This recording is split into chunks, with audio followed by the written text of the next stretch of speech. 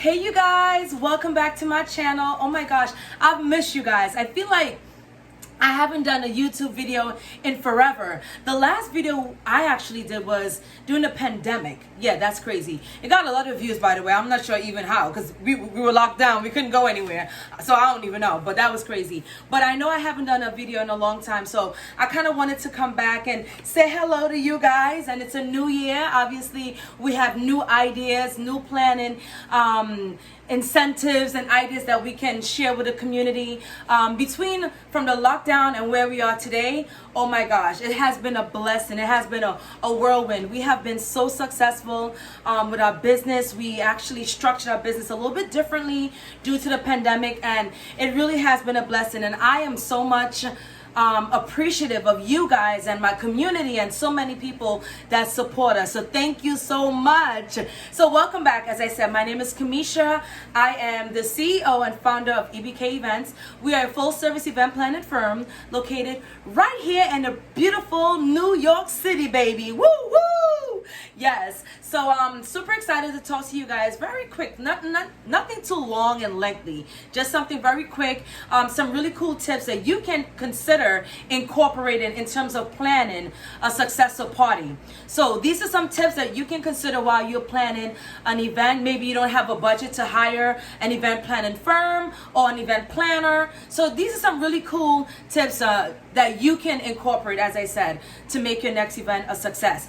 This event we're talking about is going to be Valentine's. We want to keep in terms of the theme, right? So it's February now. We want to keep in terms of what's going on this particular month. So this is Black History Month as well as Valentine. So we might do one for Black History, how to plan a successful Black History event. But this one is all about Valentine's. It's all for my lovers, all right? And we know that love looks differently. So y'all ready?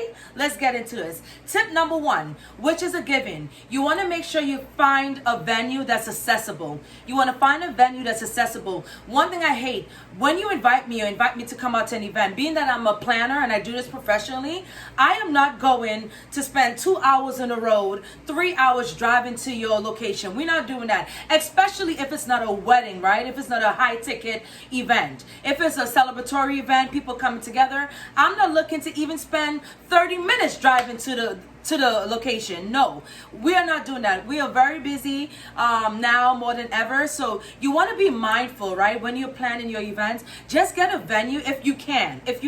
And this again goes by your locality, right? It really goes by where you're located. Like I'm in New York City, so for us it's really easy to plan events really close to our demographics, right?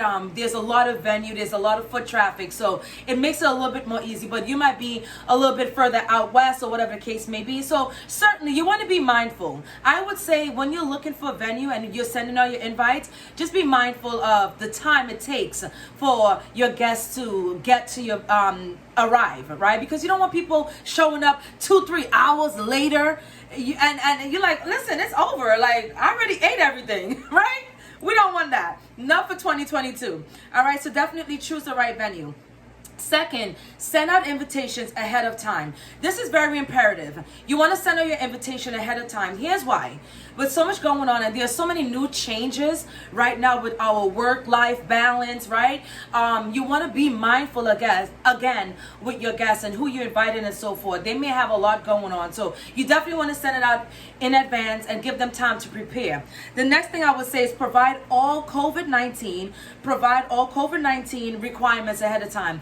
If you are requiring your guests to be vaccinated, definitely you want to communicate that ahead of time. Like for us, we are actually planning an event coming up, and I required all of my vendors to not necessarily be vaccinated, certainly, but more so if they are, great, but we want to make sure that they are also tested. So we wanted to ensure that they're tested 3 days in advance of the actual event. These are safety measures that you're putting in place to protect yourself, one, and to protect your audience, protect your guests. Those are your most valuable treasure, right? So you definitely want to protect everyone, and you definitely want to be a citizen, right? You want to be a good citizen and provide, information that everyone is in need of and everyone needs to kind of follow, right? So that's my take on that. So provide your pandemic requirements ahead of time, and definitely you want to check with your venue. A lot of changes have now been in place when it comes to, obviously COVID and so forth. So you definitely want to check your venue. You want to ensure what are their requirements. Sometimes a lot of venues now, they're charging up price, right? They're charging an up price because of the new requirements, because of the new restrictions. So you definitely want to check with your venue, and every locality is different, right? All right, so let's get down to the nitty gritty.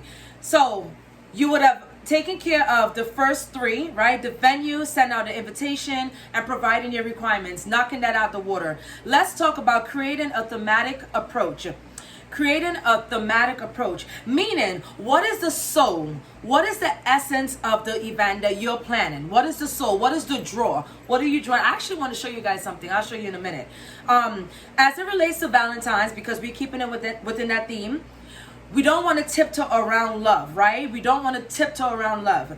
But however, love takes on different variations, because you might have a couple that might be going through a divorce. You might have someone that may have lost a spouse, right? You may have someone that's just cohabitating. So love takes on a different meaning. So you definitely want to just be mindful of that and be considerate of the event that you're planning, especially when it comes to Valentine's and celebrating love, right?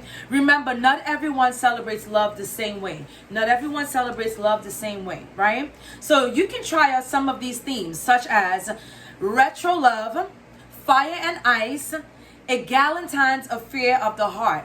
So these are some of the themes that you can try out, right, when you're creating your invitation or even planning out the event. Retro love, fire and ice, and a Galentine's affair of the heart. I actually want to show you something really quickly. Hold on.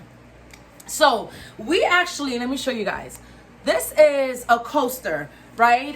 We basically ordered these because we actually planned an event last year, I believe. It was around Valentine's. And so our theme was an affair of the heart.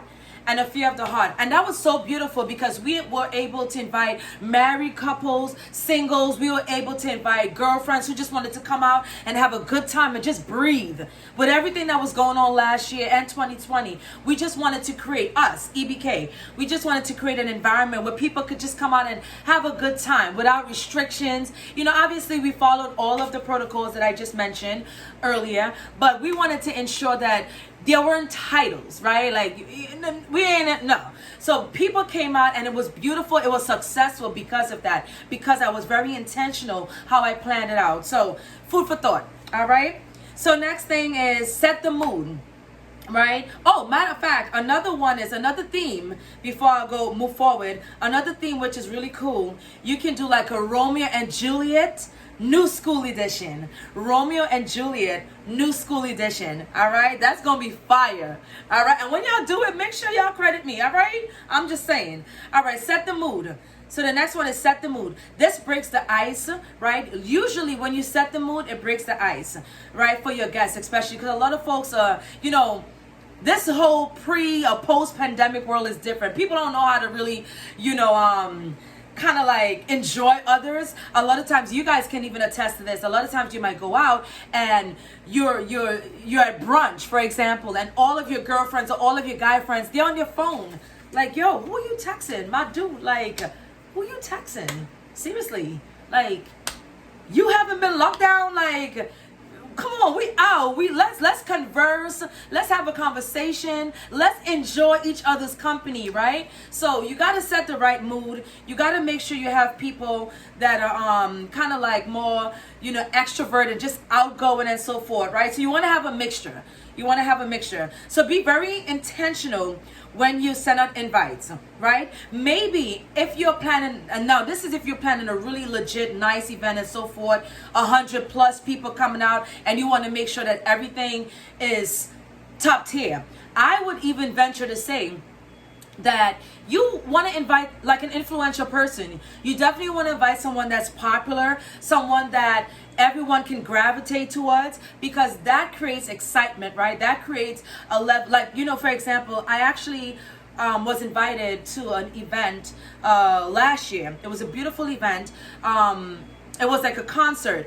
There was a headliner, right? The main headliner, and then they had all of these different artists, local artists as well as national artists, but they were local within their countries and so forth. But they all performed, and everybody was jamming, everybody was having a good time, even though we were there for that one headliner, right? That one person that we were there for. But the mood was already set. So even when the person showed up, and by the way, they were super late, super late. But the mood was already set. So you want to be very intentional, even when you're planning an event on a micro level, on a smaller scale. You want to be very mindful that you definitely want to have a main draw. You want to have somebody that can really be the essence of the event to make it successful. We're talking about big ticket events. We're talking about 100+ guests.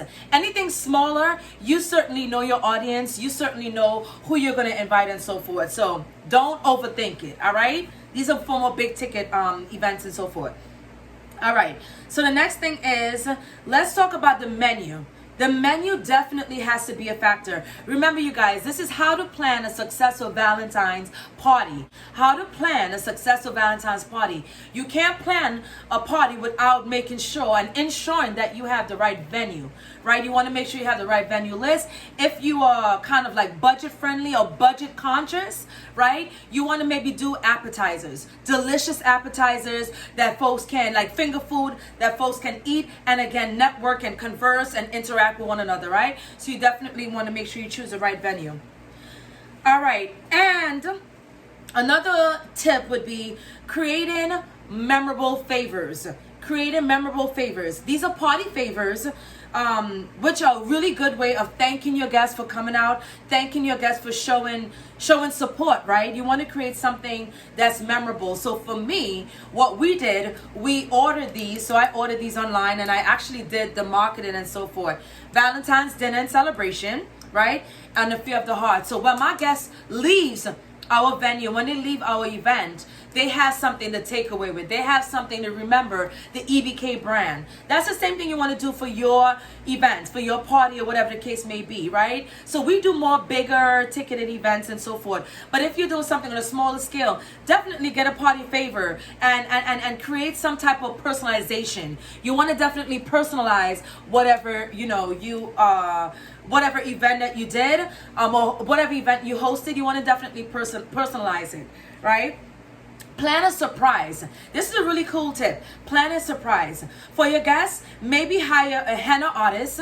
So someone that does henna, someone that may be popular within your locality. You can look them up on Instagram, right? Or invite a few local vendors that can create some type of sexy game for your adult audience, right? So you can hire a henna artist, or you can invite some local vendors that, again, we're talking about V-Day, right? Valentine's. So to create some type of sexy games for your audience. This is going to get your male audience aroused. This is going to get your female audience aroused. And when we're talking about aroused, we're talking about fun. We're talking about excitement. I don't know what y'all thinking. No. Okay? This is that type of channel. Period. All right. No, but what we're talking about is really ensuring that, you want to create a mood. Everything that I'm listing here is creating a mood of intentionality. More than ever, we have to create that. All right, you guys. And of course, the last thing I would say is follow up. A lot of folks don't know how effective it is in following up. Even if you're doing something on a smaller scale, even if it's your family, your friends, follow up. Hey, Betty, how did you like that event? Hey, Tom, how did you like that event? What could you have done differently? Who did you meet? You know what I'm saying? Like, listen, it's Valentine's. Some folks might be coming to your event single, all right, and ready to mingle. But they ain't even mingling at your event because they're introverted. So you want to follow up and you want to be intentional. All right, you guys, that is it. I got to go. Thank you so much. Again, my name is Kamisha Superville, CEO and founder of EBK Events. It's a pleasure. These are a lot. So if you'd like to work with us so that we can help you plan this event and make it successful, you already know, hit me up online. Certainly, we provide all the information. Have a great party planning experience and do it with love. Once you do anything with love, it's going to be fabulous. Bye, you guys. Thank you. Bye.